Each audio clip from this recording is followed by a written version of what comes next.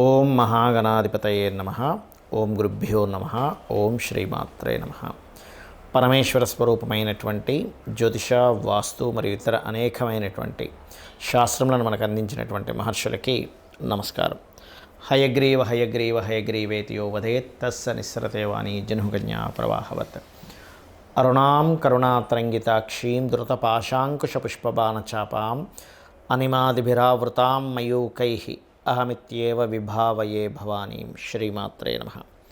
ప్రేక్షకులకి ఆ లలితాంబిక అమ్మవారి యొక్క అనుగ్రహం పరిపూర్ణంగా కలగాలని మనస్ఫూర్తిగా కోరుకుంటూ మనం ఈరోజు శ్రీ విశ్వవసునామ సంవత్సరం యొక్క ఫలితములు, ఈ యొక్క ఫలితాల్లో మనం మేజర్ ప్లానెట్స్ ఏవైతే గురువు, రాహువు, కేతువు అయినటువంటి ఛాయాగ్రహాలు, గురుశనులైనటువంటి మేజర్ ప్లానెట్స్ యొక్క మార్పుల వల్ల ఎటువంటి ఫలితాలు జరుగుతాయి. ఒకటి, ప్రతి రాశికి నక్షత్రాలు ఉంటాయి. ఆ నక్షత్రంలో వారు ఏ ఉపాసన చేయాలనేటువంటిది, మరియు అదేవిధంగా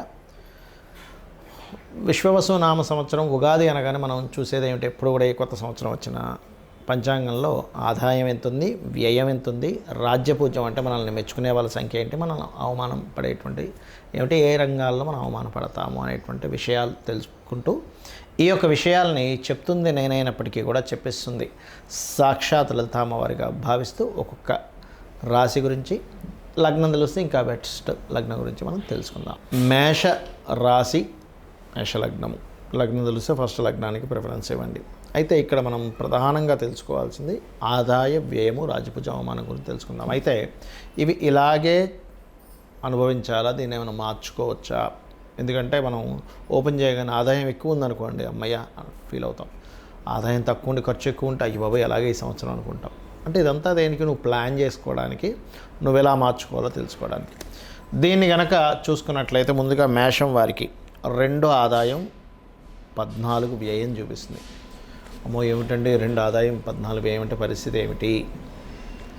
ఎందుకంటే ఇక్కడ మనకి చార్ట్లో కూడా చూసుకుంటే మేష లగ్నం నుంచి 2వ స్థానంలో గురువు ఉన్నాడు ప్రస్తుతం. మే 15వ తేదీ నుంచి 3లోకి వెళ్ళిపోతాడు ఆయన. ఎప్పుడైతే 3వ స్థానంలోకి వెళ్తాడో 2లో ధనస్థానంలో లేడు, 3లోకి వెళ్ళిపోయాడు. మరి దీన్ని ఎలాగండి పెంచుకోవాలి, ఏమిటి అసలు? ధనాన్ని ఇచ్చే కారకుడు ఎవరు? మేషం వారికి. మనం ఈ 2-14 అంటే మనకి సరిపోదు కదా. అంటే ఇక్కడ ఒకటి బాగా గుర్తుపెట్టుకోండి, మీ పర్సనల్ చార్ట్లో కనుక మంచి ధనయోగ దశలు నడుస్తే మీరు దీని గురించి ఏమీ టెన్షన్ పడాల్సిన అవసరం లేదు. ఉగాది ఫలితాల గురించి గుర్తుపెట్టుకోండి, ఎందుకంటే మీ పర్సనల్ చార్ట్, మీ కర్మ ప్రధానం ఇక్కడ. ఒకటి. ఇంకోటి, సరే ఇలా ఉంది, దీన్ని పెంచుకోవడం ఎలాగా? సహజంగానే మీకు 2వ అధిపతి శుక్రుడు అవుతాడు. 2వ అధిపతి శుక్రుడే. మేషం వారికి పూర్వజన్మ కర్మ ఏం చేసామో దానికి ఫలితము, అంటే ధనపరంగా ఫలితం ఇచ్చేవాడు కూడా శుక్రుడే మేషలగ్నం వారికి. గుర్తుపెట్టుకోండి. అంటే మీరు కనుక లలితా సహస్రనామాల్లో ఓం సంపత్కరీ సమారూఢ సింధుర వ్రజసేవితాయై నమః అనేటువంటి నామం కనుక చేసుకుంటే ఖచ్చితంగా మీరు ఈ 2-14 ఉన్నటువంటి దీని నుంచి 100% మీరు బయటపడి ఆదాయం పెరిగి తీరుతుంది. మరి ఖర్చు 14 ఉంది, దీన్ని తగ్గించుకోవాలి, ఎప్పుడైనా బ్యాలెన్స్ కదా అంటే ఈ 12వ స్థానంలో శని వస్తున్నాడు. సర్వసాధారణంగానే మేషం వారికి ఎప్పుడైతే విశ్వవసునామ సంవత్సరం ప్రారంభమవుతుందో షష్టగ్రహ కూటమితో ప్రారంభమవుతుందంటే 6 గ్రహాలు ఇక్కడ ఉంటున్నాయి. అంటే 12వ స్థానం ఖర్చు స్థానంలో ఎక్కువగా ఉంటున్నాయి. మరి ఖర్చు తగ్గాలి అంటే ప్రధానంగా శని భగవానుడు అక్కడ ఉంటాడు కాబట్టి 2.5 సంవత్సరాల పాటు ఏలినాటి శని కూడా ప్రారంభమవుతుంది కాబట్టి మీరు ఇన్వెస్ట్మెంట్స్ చేసే విషయాల్లో మనం ఏమైనా తొందరపడి ఇన్వెస్ట్మెంట్ చేస్తున్నామా అనేది ఒకటి తెలుసుకోవాలి. రెండవది, ఖర్చు అంతా ఎంతసేపు మనం పెట్టే ఖర్చు ఒకటే కాదు, మనము ఒక్కొక్కసారి రాంగ్ డెసిషన్స్ తీసుకుంటాం. ఏది?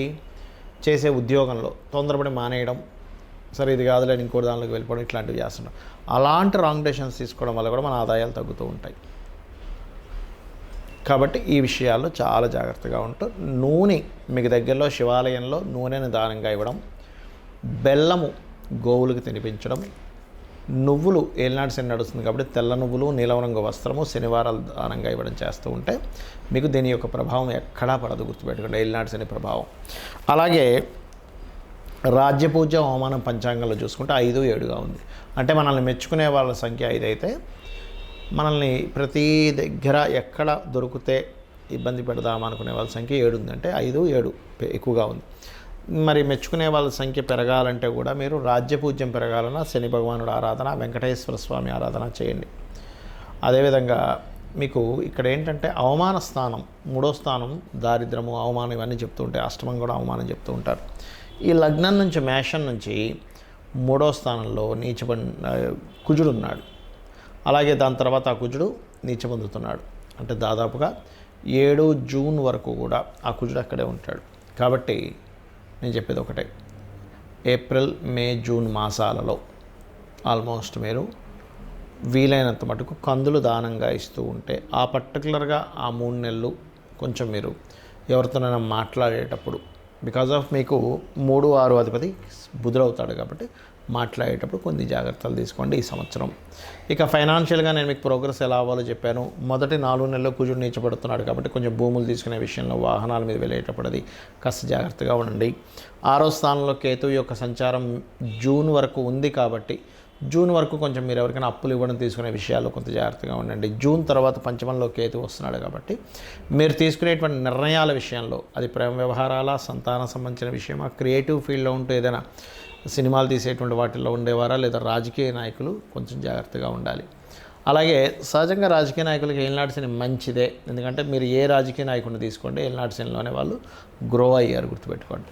అలాగే ఇక్కడ కెరియర్ పరంగా మార్పులు చూపిస్తున్నాయి. ఉన్న ప్రదేశం నుంచి వేరే ప్రదేశానికి, ఉన్న ఆఫీస్ నుంచి ఇంకో వేరే ఆఫీస్కి, దేశాలు మారడం, రాష్ట్రాలు మారడం అనేటువంటి జరుగుతుంది. అయితే ఇందులో 3 నక్షత్రాలు ఉంటాయనుకున్నాం.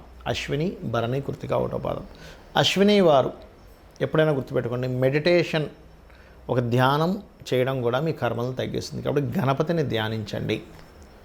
భరణి నక్షత్రం వారు ముఖ్యంగా అమ్మవారిని శ్రీమాత్రే నమః అనే నామంతో ధ్యానించండి. కృత్తిక 1వ పాదం ఇందులో ఉంటుంది. 2, 3, 4 పాదాలు వృషభంలో ఉంటాయి కాబట్టి 1వ పాదం వారు, పర్టికులర్గా కృత్తిక 1వ పాదం వారు సూర్య భగవాను లేదా దత్తాత్రేయుడిని ఎంత ధ్యానిస్తే అంత మంచిది. ఇక మీరు నిత్యము చేయవలసిన దేవతారాధన సూర్య ఆరాధన. ఇప్పుడు ఎలాగో మనకి జూన్ నుంచి పంచమంలో కేతు వస్తున్నాడు కాబట్టి గణపతి యొక్క ఆరాధన, గణపతికి గరికతో పూజ చేయడం అనేటువంటిది మీకు చాలా చక్కటి ఫలితాలు ఇస్తుంది. కొంతమందికి జాతకం ఉంటుంది, కొంతమందికి ఉండదు, కొంతమందికి రాసి తెలుస్తుంది, తెలియదు. అలాంటప్పుడు వారేం చేసుకోవాలి? ఈ గ్రహాల యొక్క మార్పు వల్ల చూసుకున్నట్లయితే మీకు ఎక్కువగా ఆటంకాలు కలుగుతున్నాయి లైఫ్లో, గణపతిని ఆరాధించండి. ప్రతిదీ ఆలస్యం అవుతుంది. గోవుకి బెల్లం తినిపించడము, నువ్వులు దానంగా ఇవ్వడము, నూనె ఏదైనా దీపారాధనకు వాడేటువంటి నూనెని శివాలయంలో ఇవ్వడం చేయండి. ఎక్కువగా నాకు భయం వేస్తుందండి, ఏదో భ్రమ, ఏదో జరగబోతుందని అనిపిస్తుంది అన్నప్పుడు లలితా సహస్రనామాల్లో ఓం కనకాంగద కేయూర కమనీయ భుజాన్వితాయే నమః అని నామస్మరణ చేయండి. ఖచ్చితంగా బాగుంటుంది. అయితే ఇక్కడ ఈ శని యొక్క మార్పు వల్ల ఈ సంవత్సరం మనకి మీనంలోకి మారుతున్నందుకు కొంతమందికి ఏలినాటి శననో, కొంతమందికి అష్టమ శననో, అర్ధాష్టమ శననో జరుగుతూ ఉంటుంది. కానీ ఒకటి విషయం గుర్తుపెట్టుకోవాల్సింది ఏంటంటే, ఎప్పుడూ కూడా శని భగవానుడు మార్పు మీకు అష్టమ, అర్ధాష్టమ, ఏలినాటి శనలు ఇచ్చినా ఎక్కడ మీ జీవితాన్ని ఆపడు. గుర్తుపెట్టుకోండి. కర్మకారకుడు, ఆయన ఏ కర్మ ఇవ్వాలో అది అందిస్తాడు. నేను చాలా వీడియోల్లో ఒక 10 సంవత్సరాల నుంచి చెప్తూ వస్తున్నా. ఏమంటే ఏలినాటి శని ఉన్నప్పుడే స్వర్గీయ ఎన్టీ రామారావు గారు సీఎం అయ్యారు, మోడీ గారు పీఎంగా ఉన్నారు. అదేవిధంగా జగన్ విషయం కావచ్చు, చంద్రబాబు నాయుడు గారి విషయం కావచ్చు, చాలామంది ఉదాహరణలు చెప్పాను. రాజకీయ నాయకులు అంటే ఏమిటి, వాళ్ళు సీఎంలు పీఎం అవ్వగాలేంది మనం చేసే చిన్న చిన్న జాబులు, చిన్న చిన్న బిజినెస్లు ఆగుతాయా? శ్రమనిస్తాడు అనే పాయింట్ ఆఫ్ వ్యూలో ఉండాలి. మందుడు అంటారు. అంటే మనం ఎప్పుడైతే పోస్ట్పోన్ చేస్తామో పనిని, ఇవాళ చేయాల్సింది సరే రేపు చేద్దాం, రేపు చేయాల్సింది సరే ఎల్లుండి చేద్దాం, తర్వాత చూద్దాం అని ఎప్పుడైతే మనం పోస్ట్పోన్ చేస్తామో ఆలస్యం అమృతం విషం అనేటువంటిది మనం సామెత విన్నాం. అలా ఆలస్యం చేయడం వల్ల మీకు అమృతం రావాల్సింది కూడా విషయంగా మారుతుంది. కాబట్టి ఎప్పుడు కూడా ఏలినాటి శని, అర్ధాష్టమి, అష్టమ శని సమయంలో ఈ పోస్ట్పోన్ చేయకండి. మధ్యాహ్నం నిద్రపోకండి. అదేవిధంగా వీలైతే ఉదయం, సాయంత్రం దీపారాధన చేయండి. వీలైతే కాదు, వీలు చేసుకొని చేయండి. మీకు దగ్గరలో ఏదైనా ఆలయం, అందులో ప్రత్యేకంగా నరసింహస్వామి, లేనట్లయితే ఆంజనేయ స్వామి, గణపతి, శక్తి ఆలయము, ఇలా స్కందున ఆలయం ఏమున్నా రోజు టెంపుల్కి వెళ్ళడం అలవాటు చేసుకోండి. 1% కూడా మీకు శని యొక్క ప్రభావం పడదు, గుర్తుపెట్టుకోండి. అలాగే ఏదైనా ఒక నామాన్ని తీసుకోండి, చేస్తూ ఉండండి, ఉచ్చరిస్తూ ఉండండి. అదేవిధంగా ఈ శని యొక్క ప్రభావం మీనంలోకి వెళ్తున్నందుకు మనం ఆల్రెడీ 2.5-3 సంవత్సరాల క్రితమే ఒక విషయాన్ని అనుకున్నాం. మకరంలో శని ఉన్నప్పుడే కుంభంలోకి వెళ్తున్నాడు, వర్క్ విషయంలో రెవల్యూషన్ తీసుకొస్తాడు అనుకున్నాం. ఒక రెవల్యూషన్ వచ్చింది. మీనం నుంచి అలాగ మేషంలోకి వెళ్ళేసరికి ఆల్మోస్ట్ అందరూ కూడా ఉద్యోగం ఒకటే కాకుండా ఇంకొక సైడ్ మనం ఏం చేయగలము, మనకున్న టాలెంట్ ఏంటి, బాగా పాడగలమా, బాగా ఫుడ్ వండగలమా, లేనట్లయితే బాగా మనం బొమ్మలు గీయగలమా, లేనట్లయితే మనలో ఏదైనా సాఫ్ట్వేర్ స్కిల్స్ ఉన్నాయా, టీచింగ్ స్కిల్స్ ఉన్నాయా, ఎనీథింగ్ మనలో ఒక స్కిల్ ఉంటుంది. ఆ స్కిల్ ఏంటో తెలుసుకొని సొంతంగా ఏదైనా ఓన్గా చేసుకునే డెవలప్ చేసుకోవాలి. బికాజ్ ఆఫ్ న్యాచురల్గా శని కర్మ అంటే వృత్తి కారకుడు, వృత్తి విషయంలో అనేకమైన మార్పులు రాబోతున్నాయి. కాబట్టి మీ ఒక దగ్గర జాబ్ చేయడం ఒక ఎత్తు అయితే మీరు ఓన్గా ఏం ఎర్న్ చేయగలరు, ఓన్గా ఏం చేసుకోగలరు, దాన్ని డెవలప్ చేసుకోండి అని చెప్తున్నాను.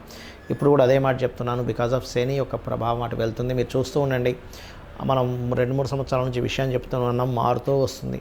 సో ఈ విషయంలో చాలా కేర్గా ఉంటూ డెవలప్ చేసుకొని, ఈ డెవలప్మెంట్స్లో మీకు ఒకవేళ బిజినెస్ డెవలప్ అవ్వాలి అని అనుకుంటే, లేదా ఉద్యోగం రావాలి అనుకునేవారు ఒకటే ఓం శ్రీమాత శ్రీ మహారాజ్ని శ్రీమత్ సింహాసనేశ్వరి నమః, లేదా ఓం మాణిక్య మకుటాకార జానుద్వయ విరాజితాయ నమః. ఈ 2 నామాలు కూడా ఉద్యోగ అవకాశాలు, ఉద్యోగంలో డెవలప్మెంట్స్ని ఇస్తాయి. కానీ లేదండి నాకు వ్యాపారం అభివృద్ధి అవ్వాలనుంది అంటే అద్భుతమైన నామం ఉంది లలిత సహస్రనామాల్లో. అదేమిటి అంటే ఓం ఇంద్రగోప పరిక్షిప్త స్మరతూనాభజంగికాయే నమః అని చేసుకోండి. అన్ని విధాలా మీకు బాగుంటుంది. ఆ లలితాంబిక అమ్మవారి యొక్క అనుగ్రహం పరిపూర్ణంగా కలగాలని మనస్ఫూర్తిగా మరోసారి కోరుకుంటూ శ్రీమాత్రే నమః. అందరికీ కూడా విశ్వవసు నామ సంవత్సర శుభాకాంక్షలు.